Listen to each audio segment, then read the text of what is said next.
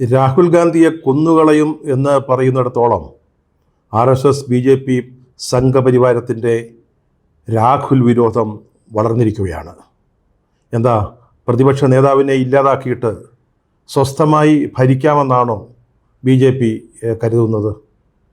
ഇതൊക്കെ കാണുമ്പോൾ വലിയ ആശങ്കയാണ് മനസ്സിലുണ്ടാകുന്നത്. ഒരു ഉൾക്കിടിലത്തോടെയല്ലാതെ രാഹുൽ ഗാന്ധിക്കെതിരായിട്ടുള്ള വധഭീഷണിയെ നമുക്ക് കാണാൻ സാധിക്കുകയില്ല. പ്രതിപക്ഷ നേതാവ് രാഹുൽ ഗാന്ധി 3 ദിവസം അമേരിക്കൻ സന്ദർശനത്തിലായിരുന്നു. അതൊരു വൻ വിജയമായിരുന്നു, ഒരുപക്ഷെ പ്രതീക്ഷിച്ചതിനേക്കാളേറെ. ഇതൊക്കെ BJPക്ക് അങ്കലാപ്പുണ്ടാക്കുന്നുണ്ട്. രാഹുലിൻ്റെ വളർച്ച അവർ അമ്പരപ്പോടെയാണ് കാണുന്നത്, പേടിയോടെയാണ് അതിനെ വീക്ഷിക്കുന്നത്. അതിൻ്റെ ഒരു പ്രതിഫലനമാണ്, അല്ലെങ്കിൽ ഒരു ബഹിർസ്ഫുരണമാണ് ഇപ്പോൾ ഡൽഹിയിലെ ഒരു BJP നേതാവിൽ നിന്നുണ്ടായിട്ടുള്ള വധഭീഷണി. രാഹുൽ ഗാന്ധി വാഷിംഗ്ടണിൽ എത്തിയപ്പോൾ അമേരിക്കൻ സ്റ്റേറ്റ് ഡിപ്പാർട്ട്മെൻറ്റിലെ അസിസ്റ്റൻറ്റ് സെക്രട്ടറിയായ ഡൊണാൾഡ് ലൂ അദ്ദേഹത്തെ കണ്ട് സംസാരിച്ചു, കൂടിക്കാഴ്ച നടത്തി. സ്റ്റേറ്റ് ഡിപ്പാർട്ട്മെൻറ്റിൻ്റെ ദക്ഷിണ മധ്യ ഏഷ്യൻ ബ്യൂറോയുടെ തലവനാണ് ഈ ഡൊണാൾഡ് ലൂ. വളരെ ഉന്നത ഉദ്യോഗസ്ഥനാണ്. അദ്ദേഹം രാഹുലുമായി കൂടിക്കാഴ്ച നടത്തുകയും അത് സ്റ്റേറ്റ് ഡിപ്പാർട്ട്മെൻറ്റിൻ്റെ ഒരു നയതന്ത്ര ഇടപെടലിൻ്റെ ഭാഗമാണെന്ന് വിശദീകരിക്കുകയും ചെയ്തു. അതോടൊപ്പം അമേരിക്കൻ പാർലമെൻറ്റിൽ നിന്നുള്ള 11 അംഗ പ്രതിനിധി സംഘം ക്യാപിറ്റോൾ ഹില്ലിൽ രാഹുൽ ഗാന്ധിയുമായിട്ട് ഒരു കൂടിക്കാഴ്ച നടത്തി, ആശയങ്ങൾ പങ്കുവച്ചു. ക്യാപിറ്റോൾ ഹിൽ എന്ന് പറയുന്നത് അമേരിക്കയുടെ ഭരണസുരാ കേന്ദ്രമാണ്. പാർലമെൻറ്റിൻ്റെ 2 സഭകളും സ്ഥിതി ചെയ്യുന്നത് അവിടെയാണ്. പിന്നീട് അദ്ദേഹം വാഷിംഗ്ടണിലെ വളരെ വിഖ്യാതമായ നാഷണൽ പ്രസ് ക്ലബിൽ തലമുതിർന്ന മാധ്യമപ്രവർത്തകരുമായി കൂടിക്കാഴ്ച നടത്തി. അവരുടെ ചോദ്യങ്ങൾക്ക് ഉത്തരം പറഞ്ഞു. അതിനു മുമ്പായിട്ട് ജോർജ് ടൗൺ സർവകലാശാലയിൽ വിദ്യാർത്ഥികളുടെ പ്രതിനിധികളുമായി നടത്തിയ സംവാദം, ഒരു ചോദ്യോത്തര സെഷൻ, അതൊരു വൻ വിജയമായിരുന്നു. ഇതുകൂടാതെ അമേരിക്കയിലെ ഇന്ത്യൻ സമൂഹത്തിൻ്റെ വിവിധ പരിപാടികളിൽ ടെക്സസിലും ഡാളസിലുമൊക്കെ അദ്ദേഹം പങ്കുകൊണ്ടു. ഇവിടെയൊക്കെ അദ്ദേഹം മോഡി സർക്കാരും RSSഉം BJPയും ഒക്കെ പുലർത്തുന്ന നയങ്ങളെപ്പറ്റി, അവരുടെ പരിപാടികളെപ്പറ്റി വളരെ തെളിമയുള്ള ഭാഷയിൽ വിമർശന സ്വരത്തിൽ സംസാരിച്ചു. കോൺഗ്രസിൻ്റെ നിലപാടുകൾ വളരെ കൃത്യമായിട്ട് വിശദീകരിക്കുകയും ചെയ്തു. അങ്ങനെ ഒരു വൻ വിജയമായിട്ട് ഈ അമേരിക്കൻ സന്ദർശനം, 3 ദിവസത്തെ സന്ദർശന പരിപാടി മാറി. ഈ വിജയമാണ് ഇന്ത്യയിൽ BJPയെയും അതുപോലെ തന്നെ സംഘപരിവാരത്തെയും വല്ലാതെ അങ്ങ് ചൊടിപ്പിച്ച് കളഞ്ഞത്. രാഹുൽ ഇങ്ങനെ അങ്ങോട്ട് വളരാൻ തുടങ്ങിയാൽ അത് തങ്ങൾക്ക് വിനയാകും എന്നവർ മനസ്സിലാക്കി. അതുകൊണ്ടാണ് നമ്മളീ പറഞ്ഞ വധഭീഷണി അദ്ദേഹത്തിനെതിരെ ഇപ്പോൾ ഉയർന്നിരിക്കുന്നത്. BJPക്ക് സിഖുകാർക്ക് മാത്രമായി ഒരു പ്രത്യേക സെല്ലുണ്ട്. അതിൻ്റെ ഡൽഹി യൂണിറ്റിൻ്റെ തലവനായ തർവീന്ദർ സിംഗ് മാർവ എന്ന് പറയുന്ന BJP നേതാവാണ് രാഹുൽ ഗാന്ധിക്കെതിരെ ഇപ്പോൾ ഒരു വധഭീഷണിയുമായി രംഗത്ത് വന്നിരിക്കുന്നത്. രാഹുൽ അമേരിക്കയിൽ നടത്തിയ ചില പരാമർശങ്ങൾ, സിഖുകാരെ പറ്റി പറഞ്ഞത്, അത് സിഖ് വിരുദ്ധമാണ് എന്ന് ആരോപിച്ചുകൊണ്ട് ഈ തർവീന്ദർ സിംഗിൻ്റെ നേതൃത്വത്തിൽ നമ്പർ 10 ജൻപത്തിലേക്ക് ഒരു പ്രകടനം നടത്തുകയുണ്ടായി. നമ്പർ 10 ജൻപത്ത് എന്ന് പറയുന്നത് സോണിയാഗാന്ധി താമസിക്കുന്ന വീടാണ്. ഇപ്പോൾ രാഹുൽ ഗാന്ധിയും അവിടെ തന്നെയാണ് താമസിക്കുന്നത്. അവിടേക്കൊരു പ്രകടനം നടത്തി. ആ പ്രകടനത്തിന് നേതൃത്വം നൽകിക്കൊണ്ട് തർവീന്ദർ സിംഗ് ഇങ്ങനെയാണ് പറഞ്ഞത്. രാഹുലിന് ഒരു മുന്നറിയിപ്പ് നൽകി, താങ്കളിൽ നിന്നൊക്കെ ഒഴിഞ്ഞു നിൽക്കുകയാണ് നല്ലത്, അല്ലെങ്കിൽ വരും ദിവസങ്ങളിൽ താങ്കൾക്കും താങ്കളുടെ മുത്തശ്ശിക്കുണ്ടായ അനുഭവം ഉണ്ടാവും. അതായത് ഇന്ദിരാഗാന്ധിയെ അവരുടെ 2 അംഗരക്ഷകരെ വെടിവെച്ച് കൊന്ന അനുഭവം ഓർമ്മിപ്പിച്ചുകൊണ്ടാണ് ഇതേ അനുഭവം രാഹുൽ താങ്കൾക്കും ഉണ്ടാകുമെന്ന് ഈ തർവീന്ദർ സിംഗ് ഭീഷണി മുഴക്കിയത്. അമേരിക്കൻ മണ്ണിൽ രാഹുൽ ഗാന്ധി ഇന്ത്യ വിരുദ്ധ പ്രസംഗങ്ങൾ നടത്തുന്നു, അത് രാജ്യദ്രോഹമാണ് എന്ന ഒരു നറേറ്റീവ് സൃഷ്ടിക്കാനാണ് ഇന്ത്യയിൽ ആ ദിവസങ്ങളിൽ BJP ശ്രമിച്ചത്, ഇപ്പോഴും ശ്രമിച്ചുകൊണ്ടിരിക്കുന്നത്. അദ്ദേഹം സംവരണത്തെപ്പറ്റി ചില അഭിപ്രായങ്ങൾ പറഞ്ഞു, സിഖുകാരെ പറ്റി ചില വാചകങ്ങൾ പറഞ്ഞു. ഇതൊക്കെ സിഖ് വിരുദ്ധമാണ്, അല്ലെങ്കിൽ കോൺഗ്രസും രാഹുൽ ഗാന്ധിയും സംവരണത്തിന് എതിരാണ് എന്ന് വ്യാഖ്യാനിച്ച് രാഹുൽ ഗാന്ധിയെ പ്രതിക്കൂട്ടിൽ നിർത്താനും ജനങ്ങളുടെ ഇടയിൽ അദ്ദേഹത്തിൻ്റെ പ്രതിച്ഛായ ഇല്ലാതാക്കാനുമുള്ള ഒരു വളരെ സംഘടിതമായ ശ്രമമാണ് സംഘപരിവാരത്തിൻ്റെ ഭാഗത്തു നിന്നുണ്ടായത്. സത്യത്തിൽ രാഹുൽ ഗാന്ധി പറഞ്ഞതിനെ വളച്ചൊടിച്ച് രാഹുൽ ഗാന്ധി പറഞ്ഞ സത്യങ്ങളെ അസത്യങ്ങളാക്കി ചിത്രീകരിച്ചുകൊണ്ട് രാഷ്ട്രീയ ലാഭം നേടാനാണ് BJP ശ്രമിച്ചത്. ഈ സിഖ് വിരുദ്ധ പരാമർശം എന്ന് പറയുന്നത് തന്നെ നമുക്കൊന്ന് പരിശോധിച്ച് നോക്കാം. RSSൻ്റെ ചില നിലപാടുകളെയും ആശയങ്ങളെയും വിമർശിക്കുമ്പോഴാണ് ഈ പരാമർശം ഉണ്ടായത്. അദ്ദേഹം പറഞ്ഞത് RSS ഇന്ത്യയിലെ ചില സമുദായങ്ങൾ, സമൂഹങ്ങൾ, മതവിഭാഗങ്ങൾ, ഭാഷ, സംസ്ഥാനം ഇതൊക്കെ മറ്റു ചിലതിൽ നിന്ന് തരം താണതാണെന്ന് വരുത്തി തീർക്കാൻ ശ്രമിക്കുന്നു എന്നാണ്. ഇത് RSSനെതിരായിട്ടുള്ള ഒരു ആശയപരമായ വിമർശനമായിരുന്നു. അദ്ദേഹം പറഞ്ഞു, ഇത് ശരിയല്ല, എല്ലാവർക്കും തുല്യ പരിഗണനയും നീതിയും കിട്ടണം. അതിനുവേണ്ടിയാണ് കോൺഗ്രസ് ശ്രമിക്കുന്നത്. അതുപോലെ കഴിഞ്ഞ 10 വർഷം ഇന്ത്യയിൽ ജനാധിപത്യം വലിയ ഒരു ആക്രമണത്തെ നേരിടുകയായിരുന്നു. അതായത് മോദി സർക്കാരിൻ്റെ കാലത്തെക്കുറിച്ചാണ് രാഹുൽ അങ്ങനെ പറഞ്ഞത്. ജനാധിപത്യത്തെ പൂർവാധികം ശക്തിയോടെ തിരിച്ചു കൊണ്ടുവരാനാണ് കോൺഗ്രസ് ശ്രമിക്കുന്നത്. അതിനുള്ളൊരു ഉദാഹരണമായിട്ടാണ് ഈ സിഖ് മതവുമായി ബന്ധപ്പെടുത്തിയ ഒരു പരാമർശം അദ്ദേഹത്തിൻ്റെ ഭാഗത്തുനിന്നുണ്ടായത്. സദസ്സിലുണ്ടായിരുന്ന ഒരു സിഖുകാരനെ ചൂണ്ടിക്കാട്ടി അദ്ദേഹത്തിൻ്റെ പേര് ചോദിച്ചതിന് ശേഷം അദ്ദേഹം പറഞ്ഞു, ഇന്ത്യയിലെ സിഖ് മതസ്ഥർക്ക് തലപ്പാവണിഞ്ഞുകൊണ്ട് കയ്യിൽ തള ധരിച്ചുകൊണ്ട് ഗുരുദ്വാരകളിൽ പോയി ആരാധന നടത്താനുള്ള ഒരു അവകാശമുണ്ടാകണം, സ്വാതന്ത്ര്യമുണ്ടാകണം. അതിനുവേണ്ടിയാണ് കോൺഗ്രസ് നിലകൊള്ളുന്നത്, അല്ലെങ്കിൽ കോൺഗ്രസ് പോരാട്ടം നടത്തുന്നത്. ഇതെങ്ങനെയാണ് ഒരു സിഖ് വിരുദ്ധ പരാമർശമായി മാറുക? ഇതിൻ്റെ ചുവട് പിടിച്ച്, ഈ വാചകങ്ങളുടെ ചുവട് പിടിച്ചാണ് ഇപ്പോൾ BJP നേതാവ് രാഹുൽ ഗാന്ധിക്കെതിരെ വധഭീഷണി മുഴക്കിയത്. ജോർജ് ടൗൺ സർവകലാശാലയിൽ അദ്ദേഹം വിദ്യാർത്ഥികളുമായി സംവാദം നടക്കുന്നു. കുട്ടികൾ ചോദ്യങ്ങൾ ചോദിക്കുന്ന ഒരു പരിപാടിയാണ്. അവിടെ സ്വാഭാവികമായും സംവരണത്തെക്കുറിച്ചുള്ള ചോദ്യം വരും. കോൺഗ്രസിൻ്റെ നിലപാട് കുട്ടികൾ ചോദിച്ചു.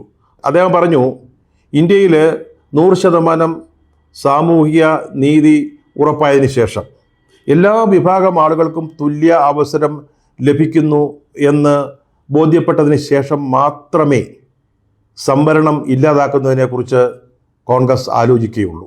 അതാണ് അദ്ദേഹം പറഞ്ഞത്. അദ്ദേഹം മറ്റൊരു കാര്യം കൂട്ടിച്ചേർക്കുകയും ചെയ്തു, ഇപ്പോൾ അത്തരത്തിലുള്ളൊരു സ്ഥിതി ഒട്ടുമേ ഉണ്ടായിട്ടില്ല എന്നും പറഞ്ഞു. അത് ഇന്ത്യയിൽ വലിയ വിവാദമായപ്പോൾ പിറ്റേന്ന് വാഷിങ്ടൺ പ്രസ് ക്ലബിൽ സംസാരിക്കുമ്പം അദ്ദേഹം ഇത് സംബന്ധിച്ചൊരു വിശദീകരണം നൽകി.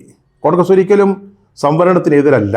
അതുമാത്രമല്ല, അധികാരത്തിൽ വീണ്ടും വരുമ്പോൾ സംവരണം 50%-ലേറെയാക്കുന്നതിനെക്കുറിച്ചാണ് കോൺഗ്രസ് ആലോചിച്ചുകൊണ്ടിരിക്കുന്നത്. ഈ അമേരിക്കൻ പാർലമെൻറ്റ് അംഗങ്ങളുടെ ഡെലിഗേഷനുമായി രാഹുൽ ഗാന്ധി സംസാരിച്ചതും BJP ഇന്ത്യയിലൊരു വലിയ തർക്കവിഷയമാക്കി മാറ്റി. അക്കൂട്ടത്തിൽ രാഹുലിനെ കണ്ട MP-മാരുടെ കൂട്ടത്തിൽ ഇൽഹാൻ ഒമാർ എന്ന് പറയുന്ന ഒരു വനിതയും ഉണ്ടായിരുന്നു. അവരെ BJP അല്ലെങ്കിൽ BJP ഭരണകൂടം ഒരു ഇന്ത്യ വിരുദ്ധയായിട്ടാണ് കാണുന്നത്. അവർ പാകിസ്ഥാൻ സന്ദർശിച്ചിട്ടുണ്ട്. അതുപോലെ തന്നെ മോദി അമേരിക്കയിലെത്തിയപ്പോൾ പാർലമെൻറ്റിൽ പ്രസംഗിച്ചു. ആ പ്രസംഗം ബഹിഷ്കരിച്ച ആളാണ്. ഇന്ത്യയിലെ ന്യൂനപക്ഷങ്ങൾ പീഡനം അനുഭവിക്കുന്നു എന്ന അഭിപ്രായം പുലർത്തുന്ന വ്യക്തിയാണ്. അവർ ഇന്ത്യയുടെ ശത്രുവാണ്. ഇന്ത്യയുടെ ശത്രുവുമായി രാഹുൽ ഗാന്ധി കൂടിക്കാഴ്ച നടത്തി. അതായിരുന്നു ഇതേക്കുറിച്ച് BJP നേതൃത്വം അല്ലെങ്കിൽ BJPയുടെ പ്രധാന നേതാക്കൾ ഇന്ത്യയിൽ ആക്ഷേപം ഉന്നയിച്ചത്.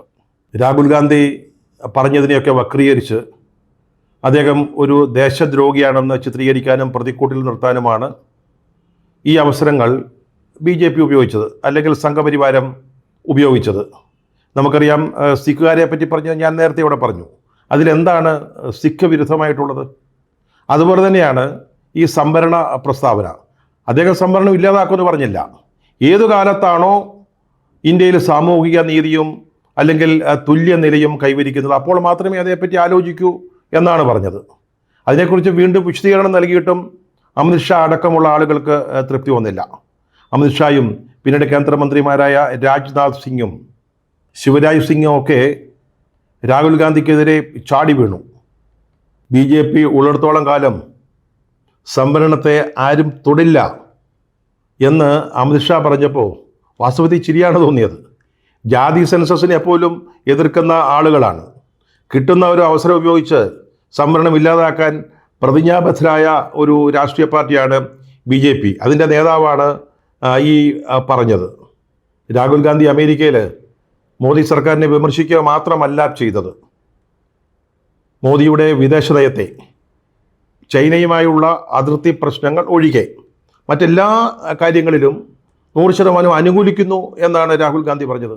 അതുപോലും ഗവനിക്കാതെയാണ് ഈ സിഖ് വിരുദ്ധ പരാമർശം, അതുപോലെ തന്നെ സംവരണ വിരുദ്ധം എന്നൊക്കെ പറഞ്ഞുകൊണ്ട് രാഹുൽ ഗാന്ധിക്കെതിരെ ഇവർ പടക്കോപ്പ് തയ്യാറാക്കിയത്. അതുപോലെ തന്നെ ഈ പാർലമെൻറ്റ് അംഗങ്ങളുമായിട്ടുള്ള കൂടിക്കാഴ്ച വലിയ വിവാദത്തിനും വിമർശനത്തിനും ഇടയായതാണല്ലോ. അത് ബ്രാഡ്ലി ജെയിംസ് ഷെർമാൻ എന്ന് പറയുന്ന ഒരു പാർലമെൻറ്റ് അംഗമാണ് ഈ കൂടിക്കാഴ്ച സംഘടിപ്പിച്ചത്. അതിൽ മൊത്തം 11 പേരാണ് ഉണ്ടായിരുന്നത്.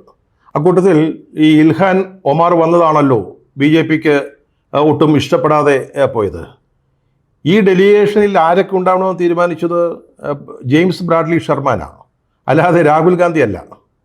രാഹുൽ ഗാന്ധിയെ പാർലമെൻറ്റ് അംഗങ്ങളുടെ ഒരു പ്രതിനിധി സംഘം കാണാൻ വരുമ്പോൾ അതിലാരൊക്കെ ഉണ്ടാവണം, ആരൊക്കെ ഇല്ലാതിരിക്കണം എന്നൊന്നും പറയാൻ രാഹുൽ ഗാന്ധിക്ക് സാധ്യമല്ല. വാദത്തിന് വേണ്ടി അദ്ദേഹം സമ്മതിച്ചാൽ തന്നെ ഈ ഇൽഹാൻ ഒമാർ അവരൊരു ഇന്ത്യ വിരുദ്ധയാണെന്നിരിക്കട്ടെ, പക്ഷേ അവർക്ക് ഇന്ത്യയെക്കുറിച്ച് എന്താണ് പറയാനുള്ളത്? ഇന്ത്യയെക്കുറിച്ച് അവരുടെ പരാതി എന്താണ്? എന്തുകൊണ്ടാണ് ഇന്ത്യയുടെ നിലപാടുകളെ അവർ വിമർശിക്കുന്നത് എന്നറിയാൻ ശ്രമിക്കുകയല്ലേ ഉത്തരവാദിത്വ ബോധമുള്ള ഒരു പ്രതിപക്ഷ നേതാവ് ചെയ്യേണ്ടത്? അതിനപ്പുറത്ത് എന്താണ് ഈ സ്ത്രീ ഡെലിഗേഷനിൽ ഉണ്ടായിരുന്നത് കൊണ്ട് ഇന്ത്യക്ക് സംഭവിച്ചത്? അതിൽ ഇന്ത്യയുടെ ശത്രുവുമായി രാഹുൽ ഗാന്ധി വിദേശ രാജ്യത്ത് കൂടിക്കാഴ്ച നടത്തുന്നു എന്നും മറ്റുമുള്ളൊരു നറേറ്റീവ് സൃഷ്ടിക്കുന്നത് എന്ത് ഉദ്ദേശിച്ചുകൊണ്ടാണ്? ഈ ജോർജ് ടൗണിലെ കുട്ടികളുമായിട്ട് സംവദിക്കുമ്പോഴേ അവർ വേറൊരു ചോദ്യം ചോദിച്ചിരുന്നു. അതായത് ലോക്സഭാ തിരഞ്ഞെടുപ്പ് പ്രചാരണത്തിൻ്റെ സമയത്ത് മോഡി ചില അവകാശവാദങ്ങൾ ഉന്നയിച്ചിരുന്നു. എന്നെ ദൈവം അയച്ചതാണ്, ഞാൻ ദൈവവുമായി സംസാരിക്കാറുണ്ട്, ദൈവത്തിൻ്റെ നിയോഗപ്രകാരം വന്നതാണ്, ദൈവം എന്നെ ചില ഉത്തരവാദിത്തങ്ങൾ ഏൽപ്പിച്ചിട്ടുണ്ട് എന്നൊക്കെ ചില അവകാശവാദങ്ങൾ ഉന്നയിച്ചിരുന്നു. അതേപ്പറ്റി കുട്ടികൾ ചോദിച്ചു. അപ്പോൾ അദ്ദേഹം പറഞ്ഞു, മോദിക്കുണ്ടായ ഒരു മാനസിക തകർച്ചയുടെ ഫലമായിട്ടാണ് ഇതുണ്ടായതെന്ന് ഞങ്ങൾക്കറിയാമായിരുന്നു. അദ്ദേഹത്തിൻ്റെ ആത്മവിശ്വാസം ഞങ്ങൾ നഷ്ടപ്പെടുത്തി എന്നും ഞങ്ങൾക്ക് അറിയാമായിരുന്നു. രാഹുൽ ഗാന്ധി ഇങ്ങനെ പറഞ്ഞാൽ BJPയുടെ കുരു പൊട്ടാതിരിക്കുമോ? രാഷ്ട്രീയ രംഗത്ത് രാഹുൽ ഗാന്ധിയുടെ പടിപടിയായുള്ള വളർച്ച തീർച്ചയായും BJPക്ക് അങ്കലാപ്പുണ്ടാക്കുന്നുണ്ട്. ഒരു സാധാരണക്കാരനെ പോലെയാണ് അദ്ദേഹം അമേരിക്കയിൽ എത്തിയത്.